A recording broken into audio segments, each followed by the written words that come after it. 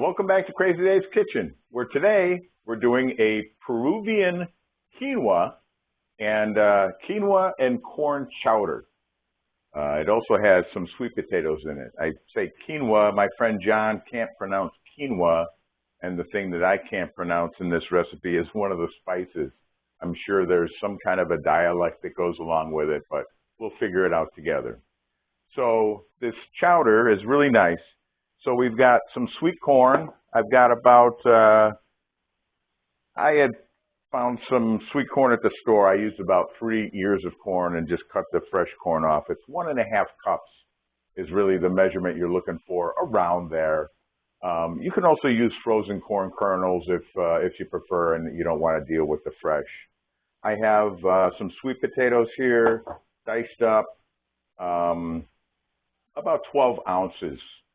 12 ounces of sweet potato. I have 1 medium red onion that's been finely diced.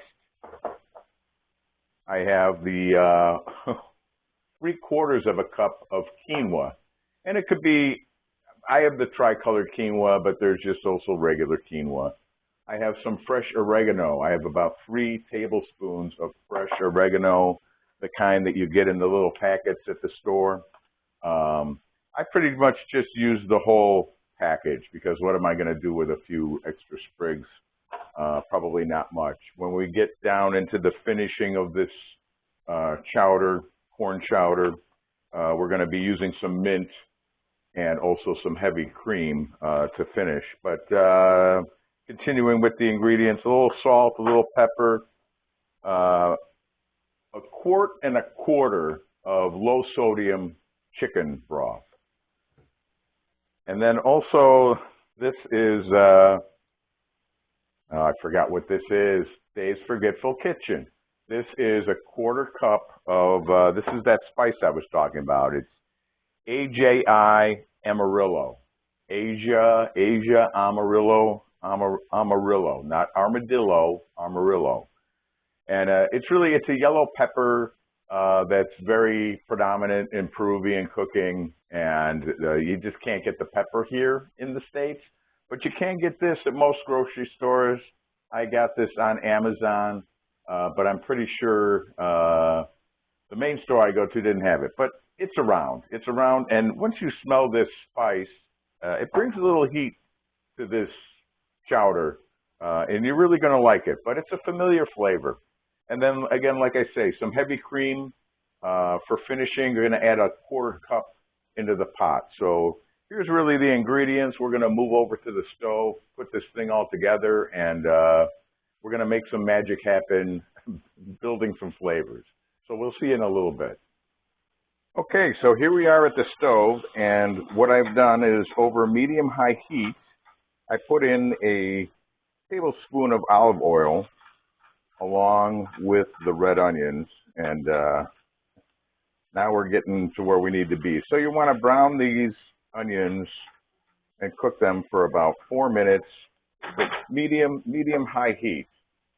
And then we're going to add our, once they start to brown after 4 minutes, we're going to add this is our Amarillo paste. That's our main spice that we're going to be using. We're also going to add our fresh oregano and our salt and pepper. And we're going to give this a quick stir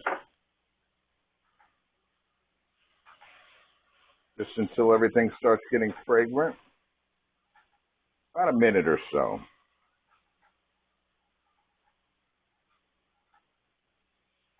The Amarillo paste is going to give a really nice flavor, and it's a familiar flavor to me for some reason. I'm sure it must be used in some other cooking as well. It seemed familiar to me. Now we're going to go ahead and add our corn. We're going to add our sweet potato, and we're going to add our quinoa.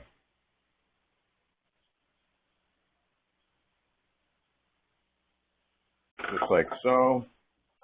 Give this a little bit of a mix, and then we're going to add our liquid.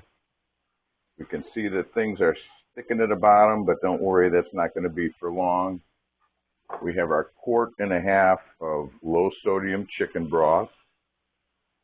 And we're going to bring this up to a boil while this is going here. And that's kind of why everything's on high, is we don't want to wait forever to get this up to a decent boil.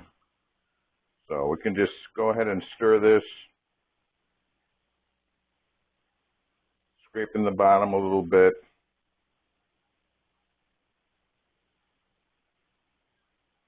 And once this gets to a boil, we're going to